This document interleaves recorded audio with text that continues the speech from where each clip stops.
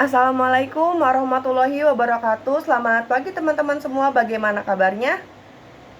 Baik, alhamdulillah. Semoga teman-teman semua dalam keadaan sehat walafiat ya. Semoga kita bisa terus belajar sampai masa pandemi ini berakhir. Selanjutnya silakan kepada KM untuk memimpin doa terlebih dahulu sebelum memulai pembelajaran. Silakan kepada Dendi. Ya, berdoa dipersilakan. Ya, selanjutnya kita akan mengabsen terlebih dahulu ya untuk teman-teman semua. Alia hadir, Iis, Dendi, Risma hadir juga ya, lengkap ya hari ini. Selanjutnya kita akan membahas tentang materi teks berita. Nah, minggu lalu kan sudah diberikan teks yang berisi pengertian, ciri-ciri, dan unsur-unsur ya teman-teman. Apakah sudah dibaca? Ya, jika sudah dibaca, coba di sini ada nggak yang bisa menjelaskan apa itu teks berita? Silakan. Ya, silakan Alia. Iya, kurang lebihnya seperti itu ya teman-teman. Jadi saya ulangi lagi, teks berita adalah laporan berisi informasi yang aktual, terkini, dan berdasarkan fakta yang terjadi di lapangan.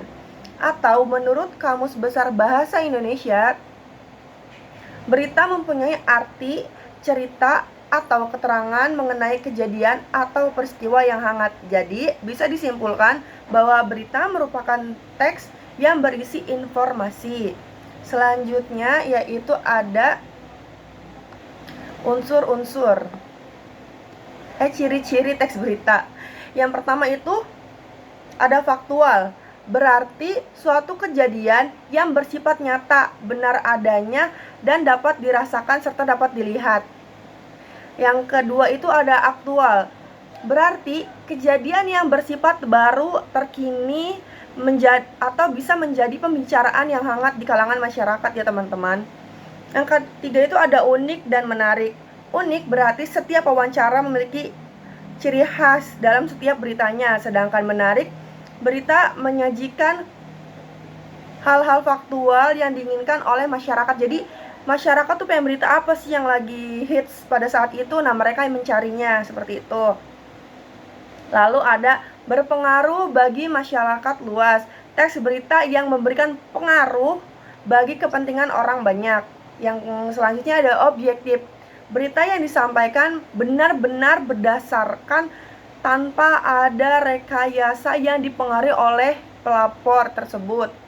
Lalu selanjutnya ada terdapat waktu dan tempat kronologi kejadiannya. Jadi ada tempatnya, misalkan kecelakaan terjadi di persimpangan jalan A pukul sekian, seperti itu. Lalu bahasanya baku, sederhana, dan komunikatif. Biasanya pada umumnya itu berita berisi tulisan yang menggunakan bahasa baku sesuai dengan PUEBI, tapi sederhana namun tetap menarik dan tidak membingungkan. Jadi bahasanya mudah dipahami teman-teman, seperti itu. Selanjutnya itu ada unsur-unsur teks berita. Yang pertama itu ada what atau apa.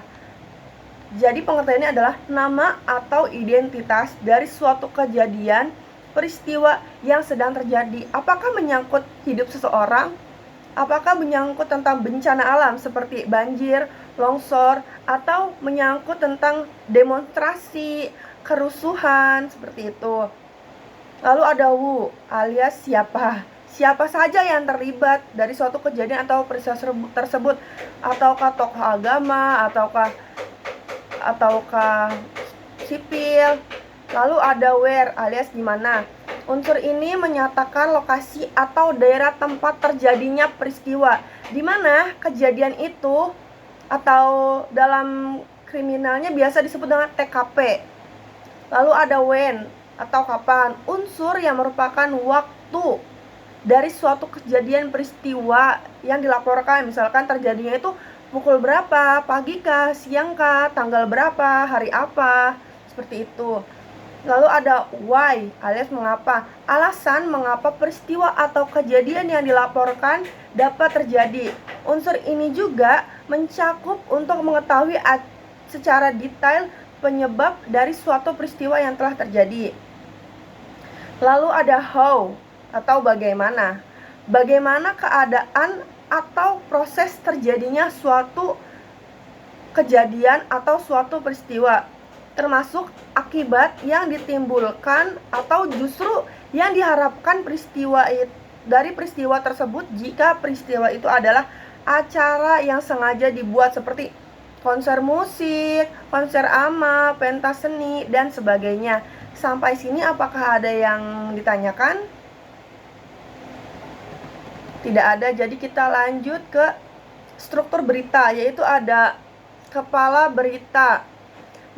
Merupakan bagian yang dianggap paling penting dari berita. Pada bagian kepala berita harus berisi unsur-unsur yang tadi sudah saya jelaskan, yaitu 5W 1H. Lalu ada badan berita. Badan berita biasanya berisi bagaimana atau mengapa. Lalu ada bagian ekor berita. Bagian ini biasanya tidak memiliki kaitan secara langsung terhadap berita. Bisa berisi konteks tambahan seperti sejarah sebelum kejadian tersebut terjadi dan sebelum dilaporkan. Sampai sini apakah ada yang ditanyakan? Ya, tidak ada yang ditanyakan ya. Pembelajaran hari ini dicukupkan, namun nanti kita akan melanjutkan di pembelajaran selanjutnya. Kurang lebihnya mohon maaf. Wassalamualaikum warahmatullahi wabarakatuh.